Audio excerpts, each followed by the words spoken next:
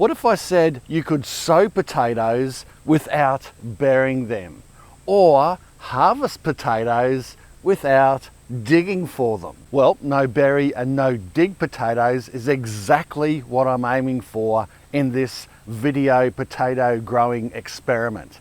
G'day, I'm Mark from Self-Sufficient Me, and in this video I'm going to show you what happens when you surface lay potatoes on top of the soil instead of burying them. Let's get into it.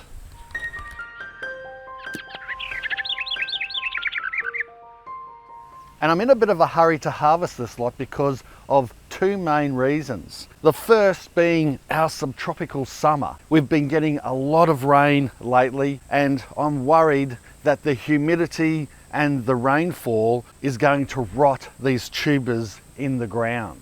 And two, we're making a potato salad for Christmas, and nothing beats fresh potatoes out of the garden for making a wonderful Christmas potato salad. Cool, creamy, chunky, beautiful, nutty flavour. You make something that the Rellies will be so envious of, they'll be jealous until next Christmas. But before we harvest this lot, let's run through what I've done to get it to this stage. Firstly, I built the bed. Okay, that might be going a bit too far back. Firstly, I prepared the bed by fertilising with some blood and bone. I raked the fertiliser into the top of the soil just to blend it in so that the seed potatoes wouldn't be sitting directly on the fertiliser and get burnt or cause problems, and I gave the bed a good water in to help further mix in the elements all together. I then laid the potatoes down evenly spaced on top of the soil, about 30 centimetres apart. I planted several different varieties of potato, mostly indeterminate types. But here's me 3 months ago trying to explain the potato varieties while I had the flu and lost my voice. These ones here, White Star, they're a determinate variety. The rest are indeterminate, I'm pretty sure. Even the ones that we got from the supermarket that have gone green because they're old already when you buy them, well, those ones there probably are an indeterminate type potato. We'll see how we go. I've run out. I just wanted to fill this last bit of space up, so I was going to just do it with all indeterminate types to grow through the mulch, but we'll see how this determinate variety goes at the end here. I then dug all the potatoes in. No, I didn't. This time I simply just put mulch on top of the potatoes, about 3 to 4 inches thick. 2 weeks later, the potatoes started growing through the mulch, and I basically just monitored the crop, watering occasionally if required, because earlier on we had a very dry spring. You wouldn't think it now, but a couple of months ago it was dry as I won't say it, and the grass was all getting burnt off. It was difficult to keep the water up, but now it's growing like a jungle and we're getting too much rain. After 4 weeks, this is what the crop looked like. It seemed like most of the seed potatoes had successfully grown through and the plants looked healthy. At this point, I decided to backfill around the stems of the potato plants with more mulch, not really in the hope of encouraging more tubers up the stems, but really to make sure any developing tubers were not exposed to sunlight through the existing mulch. If developing potatoes are inadvertently exposed to sunlight, they'll go green and start shooting themselves, and we don't want that. You can't make a potato salad with green potatoes, otherwise Santa will get a really bad tummy ache. So it was a matter of carefully placing the mulch around the plants, trying not to break the stems or do as little damage as possible. I covered the crop as high as I could, leaving the tops of the plants out so that they were able to continue to grow without being totally smothered and die back. Then I gave the whole bed another good water in to settle the mulch down and around the stems of the potato plants. 2 weeks later, after 6 weeks from the start, I did the same again, backfilled with mulch as high as I could go and then watered in. And then another 2 weeks later, after 8 weeks, this is how the crop looked. It was still growing well, competing with the odd banana plant, which I had to keep removing, by the way. It drove me bananas, but this bed was created on top of banana waste as a mulch in the base of the bed, similar to my hugelkultur type growing. And because of that, you're getting some banana waste reshooting up through the bed, and it's just a matter of keeping on cutting it back until it gives up, or I give up.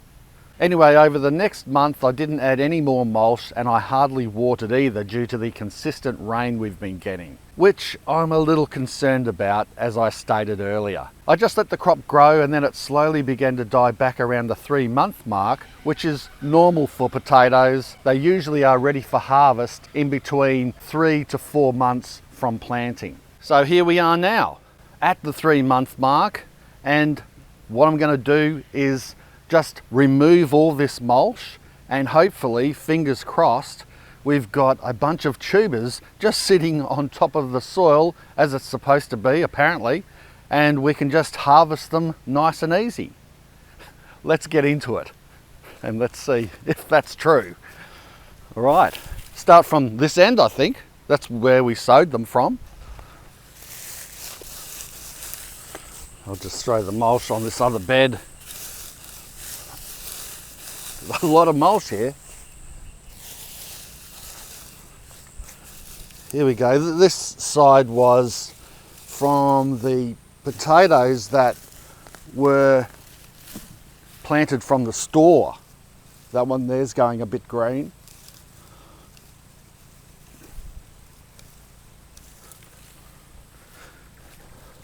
That's interesting. Look at this. Look at that. Looks like a creature. There we go. Here's some more. It's promising. They look good.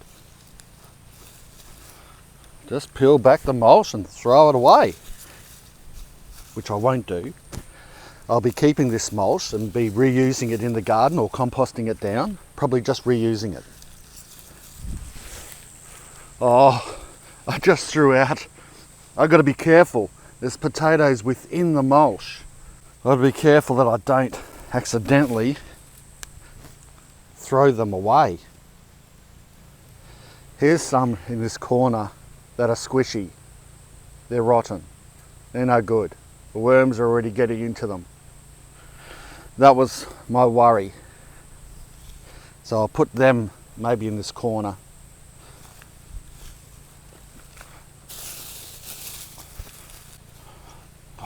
Here's another funny one. These are the store-bought potatoes, but yeah, look at that.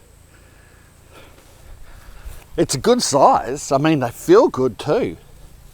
There still is a couple of squishy ones that are getting eaten by worms. Will this be a factor in the end? I just know I'm going to throw out some good potatoes here if I'm not careful. But I'm actually quite excited to get to these other crops and see how they're going. This here worries me a bit. Is that sprouting potatoes? Are they sprouting again? Or is that just the dead plant?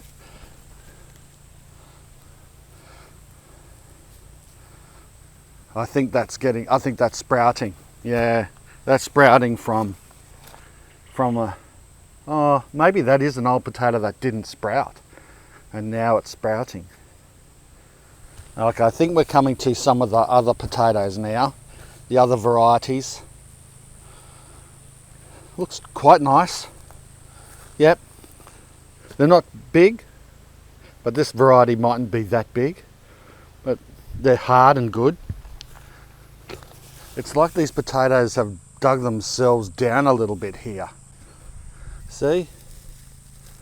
They've sort of gone down a bit. They haven't gone under the soil, but they've made a divot in the ground and sunk down. They're not big, but they do feel good. They'll probably be nice in a potato salad or as baby potatoes. Yeah, and yeah, they're even a bit deeper there. Still good, probably better to be in the soil a little bit in these conditions. The mulch is really wet. I have to say at this stage I'm not finding anything spectacular, but we've still got half a bed to go, and we'll see how these other varieties turn out.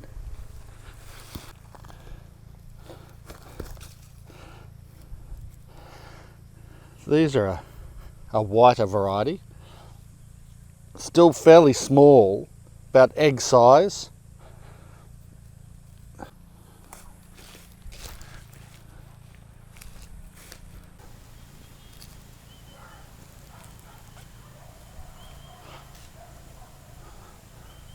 This one has definitely been eaten by a rodent, that's for sure. Most decent sized one for a while. This end here is where all the determinate potatoes were. So they're the ones that grow like a bush. So I wonder if they're a little bit bigger. It's quite a nice spud. A couple of nice ones there. Still a lot of small ones. One of the last nests here. Not too bad.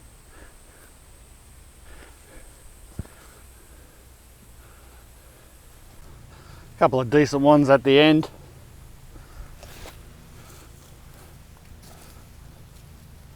Better than a poke in the eye with a hot potato.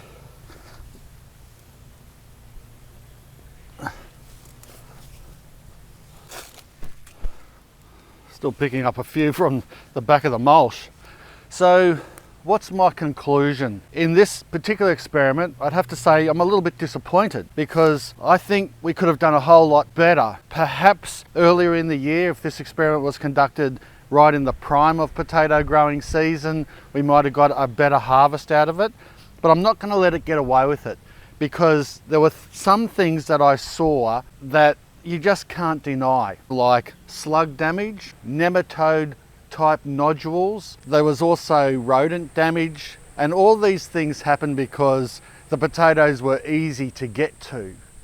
I didn't see a whole lot of sprouting, which was good, so the sunlight wasn't necessarily getting through. I think the reason for the small potatoes was the time of year mainly, and the stress that the potatoes might have been under. Even though they seemed to grow pretty well, they didn't grow tubers too well, probably because they were putting a lot of energy into the plants withstanding the elements. Really dry start to the season, and then that continual rain I don't think helped at all. Overall harvest, I'd have to say, for what we put into the bed to what we got out, is pretty disappointing. Would I do this experiment again? Oh, look, I'm not sure. I'm thinking you could go minimal berry, still bury them but just under, in a fairly nice, soft, well-tilled soil, and then mulch heavily on top and see how you go at the prime time of year for growing potatoes, and then you might get better results, but it still will be technically dig. Well, this was technically no dig, and I guess that was true. It was no berry and it was no dig. I don't know if you guys have had more experience in growing this way. If you have, in a garden bed like this, let me know in the comments section below, because I'd be very interested to hear about it. Anyway, I hope you enjoyed this video. If you did, make sure you give it a big no dig thumbs up, share the video around, subscribe to the channel if you haven't already. Thanks a lot for watching. Bye for now. Have a good Chrissy. Cheers.